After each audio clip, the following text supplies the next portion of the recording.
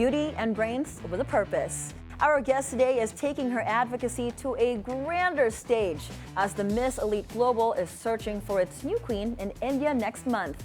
Nursing student and Miss Elite Global Philippines, Francine Tajanlangit, joins us here today. Francine, it's a beautiful day. Hello, good morning. Thank you so much for inviting me. Of course, we're matching. I know. The girl power is so big today. Yes. You know what, Francine, from a nursing student to a pageant queen, how did that all start?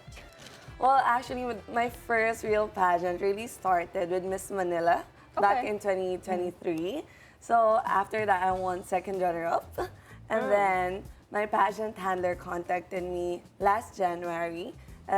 He said they were looking for a beauty queen that would represent Philippines in this upcoming pageant, Miss Elite Global. And luckily, they invited me to represent Philippines. And right now, we're here and we're in the journey of being the next Miss Elite Global, hopefully. So you are a nurse, from a nurse to a beauty queen, right? How has your medical background influenced your perspective on the pageant world? Okay, so even before joining the pageant, health has really been an advocacy for me. Okay. Since my dad is actually a registered nurse as well, this has really immersed me into the medical field. So my advocacy started when I was young. Since my dad loves joining medical missions, he would bring me to those medical missions, and that's where my eyes got open to the reality of the healthcare here in the Philippines. Okay. We would go to the remote places sometimes in the Philippines. Also, we would go to the communities in Manila, and that's where my purpose really started. That's where I saw that I could go beyond just helping myself, and I can help other people as well. So you mentioned your main advocacy is healthcare accessibility here in the Philippines. Let's talk about that. What are you doing to make healthcare more accessible? Because from what I understand, it's kind of hard here in the Philippines to get healthcare, right? Yes, that's true. So what we're doing right now is conducting medical missions. Like what I've said a while ago, we conduct medical missions in the remote places in the Philippines. However, I believe that this is not enough to sustain the health of the people that we reach through the medical missions. So one thing that's really close to my heart is Republic Act 1122.3. This is something that I love talking about because this gives people or the Filipinos a privilege to have access to health care. And this law aims to give free health care to not just people in the urban places, but as well as in rural places. So since healthcare accessibility right now in the Philippines is, I'd say it has progressed a lot, but still there's a lot of struggles within it. So like one thing that we do is medical missions, but another thing that I want to really advocate for, and the dream of healthcare accessibility, is to have healthcare programs in every barangay, so that people won't have to go to hospitals and to pay expensive bills just to have, let's say, a checkup.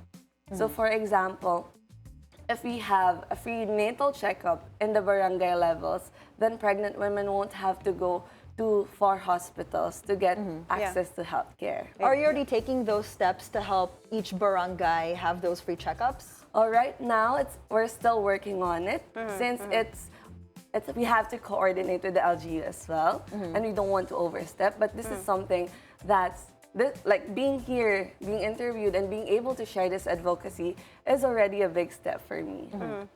You know, it's heartwarming to see that you're using your platform to really help people, especially the ones who cannot afford healthcare, right? But I'm curious, what made you go into pageantry? What or who inspired you to take this path? Was there like a pivotal moment in your life, like while being a nurse, you're like, wait a minute, I think I can be more, maybe like show myself out there to the world?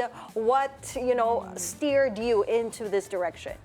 Honestly, when I was young, I didn't really dream to become a beauty queen. Okay. But then, during my high school journey, this is actually a funny story because the only reason why I joined pageants first, like before, was for grades. So Grades? Interesting. During high school journey, they would need like muses to represent sections, right? And so my teachers encouraged me to join. I was like, okay, well, if you say it's for grades, then I'll join. But then I realized really how powerful it is. And of course, throughout my pageant journey, my friends have supported me so much, especially my mom. She's such a stage mom. She's actually here right now. Hi, Mommy. She's been one of the people that really pushed me and really believed in my talent and my capabilities. And right now I'm here. How do you handle situations where people try to put you in a box? Either you're just a nurse or you're just a pageant girl. I guess I really start with having a strong core to myself. I really believe that my parents raised me to be a woman that knows her purpose, that knows her identity. That's why whenever people put me in a box, I also look beyond that, more than just myself. And I try to understand where they're coming from. And sometimes this really goes deep than just them judging you. This goes way deeper, like it could be a personal issue. And if I could just show kindness to this person, then this would create a ripple effect, honestly, that helps them to encourage other people as well, rather than putting others to a box. You are a nurse, you have a medical background, your dad is an RN, and you have done volunteer work, you've done medical missions, so you are seeing a different side of the healthcare system here in the Philippines. What improvements would you like to see in our healthcare system as someone who advocates for medical accessibility and as a nurse who works in that field? Well, of course, like really one thing that I've talked about a while ago is my dream really is to have healthcare programs in every barangay. But at the same time, I really want to see Philippines having free healthcare for everyone.